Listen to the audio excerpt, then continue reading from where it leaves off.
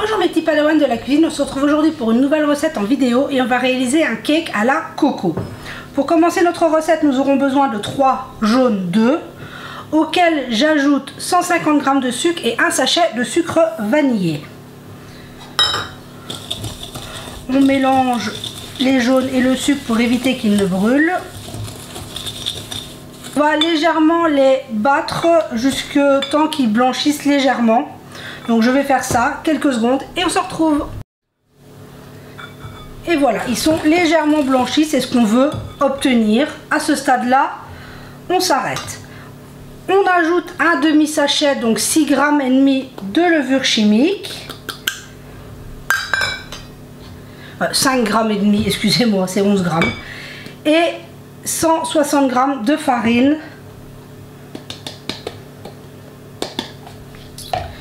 À ce stade, ça va donner une pâte très épaisse, ne vous inquiétez pas. On va venir la détendre avec 25 centilitres de lait qu'on va ajouter en plusieurs fois pour que notre pâte soit bien lisse. Voyez, avec le lait, le mélange se fait très facilement.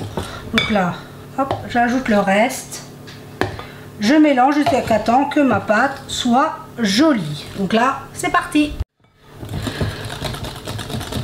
Et voilà, on se retrouve, ma pâte est toute belle.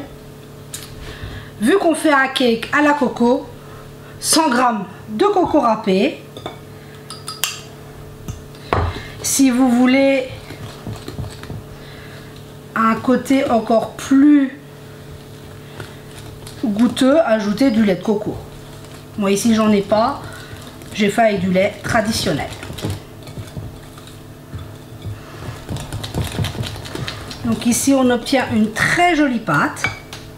Et maintenant on va ajouter les 3 blancs d'œufs de nos jaunes qu'on a montés en neige. Donc je vais enlever mon fouet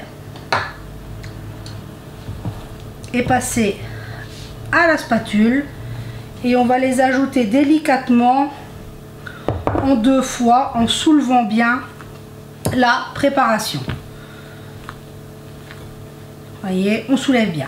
Donc j'ajoute mes blancs d'œufs et on se retrouve. Et voilà, je termine d'ajouter mes blancs d'œufs. Une fois qu'on obtient une pâte toute légère, il ne reste plus qu'à passer à mettre dans notre moule. Donc ici j'ai un moule de 26 cm, il est beurré. On vient mettre notre pâte à l'intérieur. Ça sent divinement bon. Hop, on récupère bien le fond. Et notre gâteau est déjà fin prêt à partir en cuisson. Donc j'ai préchauffé mon four à 180 degrés, chaleur tournante, et on est parti pour 35-40 minutes. Maintenant vous savez, on pique pour voir si notre pâte est bien cuite. Donc on se retrouve une fois que notre cake sera cuit. Et voilà, mon cake est sorti du four, il a passé exactement 35 minutes. Je l'ai piqué, il est parfaitement cuit. Là, on va attendre un petit peu avant de le démouler et de le laisser refroidir sur une grille. On se retrouve après pour s'en couper une part.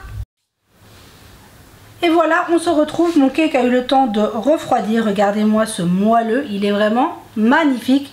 Et en plus, ça sent super bon. J'espère que cette recette vous aura plu. Prenez soin de vous et de ceux que vous aimez. Et on se dit à très vite pour la prochaine vidéo.